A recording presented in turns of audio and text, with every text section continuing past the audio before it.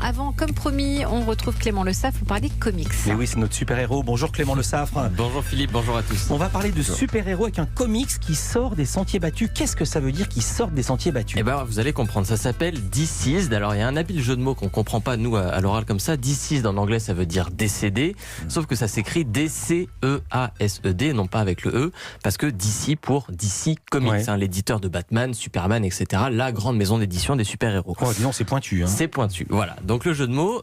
Et DC, c'est donc le comics événement de l'an dernier aux États-Unis. Il a cartonné et il arrive enfin en France chez Urban Comics. DC, pour faire court, c'est un croisement entre les super-héros et les zombies de Walking Dead. Ça se voit dès la couverture d'ailleurs, hyper frappante. On y voit Superman complètement zombifié. Ah, c'est bien, terrifiant. avec des yeux rouges. Alors là, c'est vous qui avez enregistré ça ce matin dans votre salle de bain. Exactement. Maintenant, Au réveil. racontez-nous l'histoire, Clément. Alors, tout commence quand Darkseid, qui est le pire méchant de l'univers, répand sur Terre un virus destructeur qui s'appelle l'antivie. Oh non. Il se propage à travers les écrans et transforme les humains en morts-vivants, les poussant à s'entretuer. Alors au début, les super-héros, ils gèrent la situation assez tranquillement. Il y a Batman, il y a Superman, il y a Wonder Woman, Aquaman, Green Lantern, bref, toute la bande est réunie. Mais voilà, quand certains d'entre eux se retrouvent infectés à leur tour, la situation s'envenime. Imaginez Flash, le super-héros qui court hyper vite, transformé en zombie.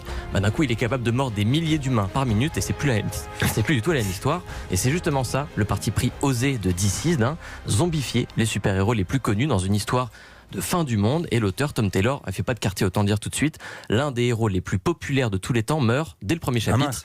J'en dirai pas plus pour préserver le suspense. Alors, des zombies, des super-héros qui meurent, c'est pas une histoire de super-héros classique. Non, et d'ailleurs DC se plairait justement pour ça à ceux qui ne sont pas friands de super-héros à la base, déjà, parce que c'est plus tranchant, plus radical que ce qu'on connaît. D'habitude, au cinéma, les super-héros ils meurent jamais pour de Ah bah bon, oui, il n'y a normal. pas d'enjeu, c'est trop facile. Surtout sinon, si il te fais mourir, je peux pas faire le 4 après avoir fait le 3. Exactement, il y a beaucoup trop d'enjeux financiers. Là, l'enjeu, il est purement littéraire. Il est dans l'histoire, dans le scénario. On tourne chaque page avec une petite appréhension parce qu'on se demande vraiment qui sera le prochain super-héros à y passer. Et on n'a vraiment pas l'habitude de ça. C'est un sentiment très étrange, très perturbant pour une histoire de super-héros. Et c'est renforcé par le rythme du récit. C'est très très haletant, ça va très vite. On passe d'un héros à l'autre sans avoir le temps de souffler. Moi, j'ai dévoré DC dans 2 heures sans le reposer une seule fois. Oh, dis donc, et en plus, c'est épais. Au-delà du rythme, qu'est-ce qui vous a passionné alors, Clément? Eh bien, c'est un comics qui se sert des super-héros pour raconter autre chose. Et moi, c'est ça qui m'intéresse dans les super-héros. C'est d'abord un bon vecteur pour raconter d'autres histoires. Et c'est à ça qu'on reconnaît les bonnes histoires de super-héros. Dans Deceased, le premier message qu'on retrouve, c'est d'abord notre addiction aux écrans. Là, c'est assez facile. C'est la métaphore classique de l'écran qui transforme en zombie. Là, elle est prise au pied de la lettre. C'est très efficace. C'est un peu la vie de Louis Chédid. On se rend compte que si un virus devait se propager à travers les écrans, en fait, tout le monde finirait par le contracter en à peine 2 jours, puisque tout le monde regarde son écran en permanence. Et surtout, moi ce qui m'a plus interpellé, parce que là vous vous dites peut-être super-héros et zombies, ça doit pas voler très haut cette histoire.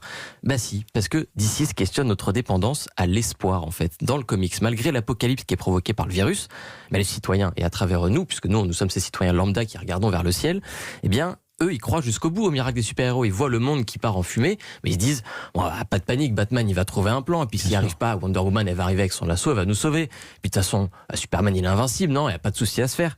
Sauf que cette fois, ça marche pas comme ça du tout. Alors bien sûr, nous, on n'a pas de super-héros en qui croire, c'est pas exactement la même chose, mais le parallèle avec nos sociétés, il reste très intéressant, encore plus en ce moment, par exemple avec le coronavirus. Évidemment. Puisque face au désordre, on sait plus toujours vers qui se tourner, qui croire, comment agir à son échelle. Ferait-on mieux, nous, que ceux qui nous dirigent? Peut-on faire confiance aux puissants?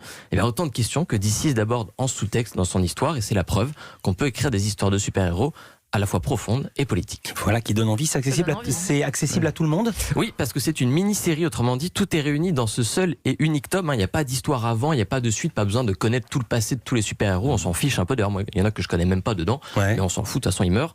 En revanche, je préfère prévenir, les dessins sont magnifiques, mais très crus, ça reste des zombies. Trevor Hersin, le dessinateur, il s'en donne à cœur joie sur le sang. Waouh, ce son. Louis Chédid. J'ai regardé là, À part avec votre portable. Pourquoi? Qu'est-ce qui vous séduit?